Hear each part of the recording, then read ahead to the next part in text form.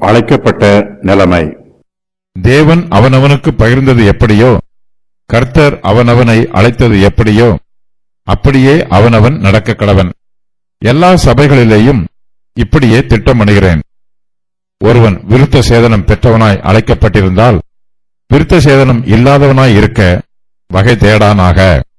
ஒருவன் விருத்த சேதனம் இல்லாதவனாய் அழைக்கப்பட்டிருந்தால் விருத்த சேதனம் பெறாதிருப்பானாக.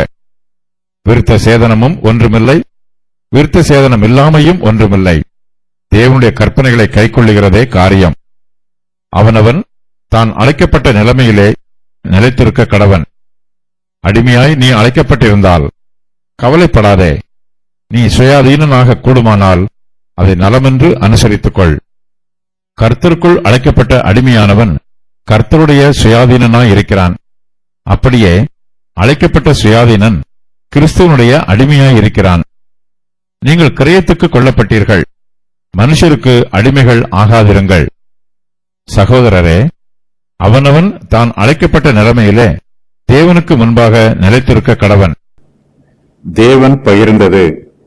தேவன் அவனவனுக்கு பகிர்ந்தது எப்படியோ, கர்த்தர் அவனவனை அழைத்தது எப்படியோ, அப்படியே அவனவன் நடக்க கடவன். எல்லா சபைகளிலேயும் இப்படியே திட்டம் பண்ணுகிறேன். பவுல் எல்லா விசுவாசிகளுக்கும் பொதுவான திட்டத்தை இங்கு சொல்லுகிறார். தேவன் ஒவ்வொரு விசுவாசிக்கும் ஒரு அளவை பகிர்ந்து கொடுத்திருக்கிறார். ஒவ்வொரு விசுவாசியையும் ஒவ்வொரு ஊழியத்திற்காக அழைத்திருக்கிறார். ஒவ்வொரு விசுவாசியும் அதன் பிரகாரமாகவே நடக்க வேண்டும். கர்த்தருடைய பிள்ளைகள் ஒவ்வொருவரும் தங்கள் பேச்சிலும் கிரியையிலும் கர்த்தரை மகிமைப்படுத்த வேண்டும். காலத்தை பிரயோஜனப்படுத்திக் கொள்ள வேண்டும். கர்த்தர் தங்களை அழைத்த அழைப்புக்கு உண்மை உள்ளவர்களாக நடக்க வேண்டும். அப்போஸ்தலர் பவுல் கொரிந்துவில் உள்ள விசுவாசிகளுக்கு இந்த நிருபத்தை எழுதினாலும் இங்கு கூறியிருக்கிற ஆலோசனையை எல்லா சபைகளிலும் உள்ள எல்லா விசுவாசிகளுக்கும் பொதுவாக சொல்லுகிறார். எல்லா சபைகளிலேயும் இப்படியே திட்டம் பண்ணுகிறேன் என்று சொல்லி பவுல் தன்னுடைய ஆலோசனையை எல்லா விசுவாசிகளுக்கும் பொதுவானதாக்குகிறார். விருத்த சேதனம். ஒருவன் விருத்த சேதனம் பெற்றவனாய் அழைக்கப்பட்டிருந்தால் விருத்த சேதனம் இல்லாதவனாய் இருக்க வகை தேடானாக. ஒருவன் விருத்த சேதனம் இல்லாதவனாய் அழைக்கப்பட்டிருந்தால் விருத்த சேதனம் பெறாதிருப்பானாக. விருத்த சேதனமும் ஒன்றுமில்லை, விருத்த சேதனம் இல்லாமையும் ஒன்றுமில்லை. தேவனுடைய கற்பனைகளை கைக்கொள்ளுகிறதே காரியம். அவனவன் தான் அழைக்கப்பட்ட நிலைமையிலே நிலைத்திருக்க கடவன்.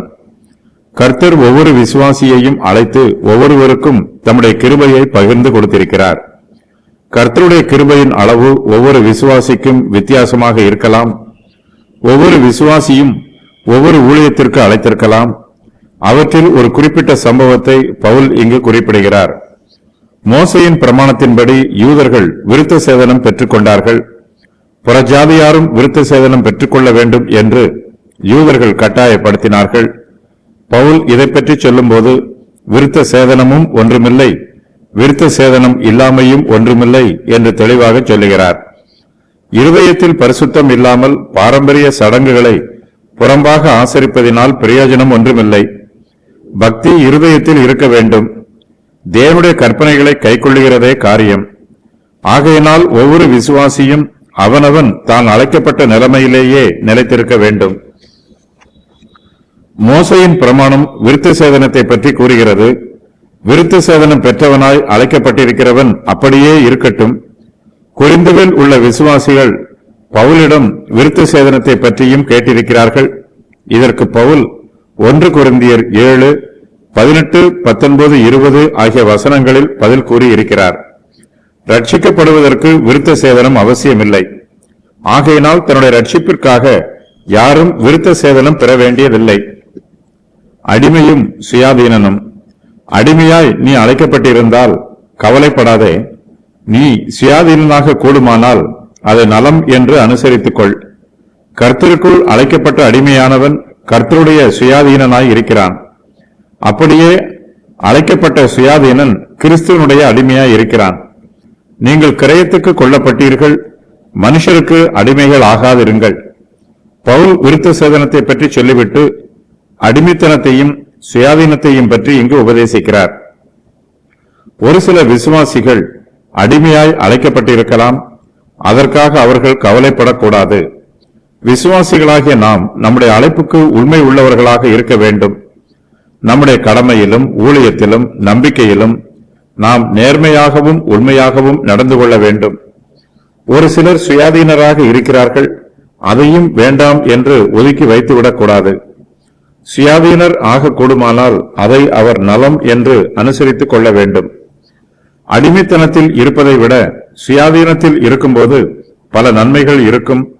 சுயாதீனமாய் இருப்பது ஒரு சிலாக்கியம். நாம் அடிமையாய் இருந்தாலும் சுயாதீனனாய் இருந்தாலும் தேவன் நம்மை ஏற்றுக்கொள்ள வேண்டும். நமக்கும் தேவனுக்கும் நடுவில் எதுவும் தடையாக இருக்கக்கூடாது. கர்த்தருக்குள் அழைக்கப்பட்ட அடிமையானவன் கர்த்தருடைய சுயாதீனனாய் இருக்கிறான். அப்படியே கர்த்தருக்குள் அழைக்கப்பட்ட சுயாதீனன் கிறிஸ்துவனுடைய அடிமையாய் இருக்கிறான். சுயாதீனன் மனுஷனுக்கு அடிமையாய் இருக்க வேண்டியதில்லை, ஆனாலும் அவன் கிறிஸ்துவுக்கு அடிமையாய் இருக்க வேண்டும். கிறிஸ்துவின் சித்தத்திற்கு மதிப்பு கொடுத்து அதற்கு கீழ்ப்படிய வேண்டும்.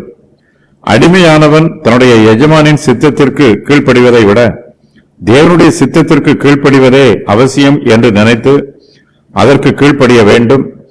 கிறிஸ்துவின் ஊழியக்காரர்களுக்கு உலக பிரகாரமான எஜமான் யாரும் இல்லை. ஊழியக்காரர்களுக்கு கிறிஸ்துவானவரே கட்டளை கொடுக்கிறார். ஒருவன் அடிமையாக இருப்பதினால் அவனுடைய விசுவாசம் பலவீனம் அடைவதில்லை. ஆயினும் அவன் சுயாதீனனாக கூடுமானால் தன்னுடைய அடிமைத்தனத்தில் இருந்து சுயாதீனன் ஆக வேண்டும். தன்னுடைய சுயாதீனத்தை பயன்படுத்தி கிறிஸ்துவிற்கு ஊழியம் செய்ய வேண்டும். எஜமான் அடிமையை கிரயத்திற்கு வாங்கியிருக்கிறான். அடிமைகள் விடுதலை பெற வேண்டுமானால் அவர்களுக்குரிய கிரயத்தை செலுத்தியே விடுவிக்க முடியும்.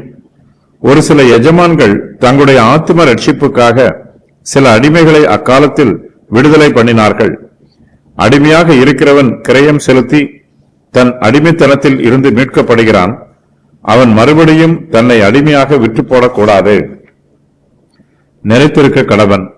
சகோதரரே, அவன் தான் அழைக்கப்பட்ட நிலைமையிலே தேவனுக்கு முன்பாக நிலைத்திருக்க கடவன். அப்போஸ்தலர் பவுல் கொரிந்தியருக்கு ஏற்கனவே சொன்ன தன்னுடைய ஆலோசனையை இங்கு மறுபடியுமாக சொல்லுகிறார். ஒவ்வொரு விசுவாசியும் தேவனுக்கு முன்பாக நிலைத்திருக்க வேண்டும். தேவன் தன்னை அழைத்திருக்கிற நிலைமையிலே அவன் நிலைத்திருக்க வேண்டும். சூழ்நிலைகள் மாறலாம், ஆனால் தேவனுடைய கிருபையும் அவருடைய பிரசன்னமும் மாறாது. நாம் எப்படிப்பட்ட சூழ்நிலையில் இருந்தாலும் தேவன் நம்மை அழைத்திருக்கிற நிலைமையில் தேவனுக்கு முன்பாக நிலைத்திருக்க வேண்டும். அடிமையானவனும் தேவனுக்கு முன்பாக நிலைத்திருக்க வேண்டும். சுயாதீனனும் தேவனுக்கு முன்பாக நிலைத்திருக்க வேண்டும். தேவனுடைய கிருபையும் சிலாக்கியமும் சூழ்நிலைக்கு அடிமைப்பட்டிருக்காது. தேவனுடைய கிருபையை அடிமைப்படுத்த யாராலும் முடியாது.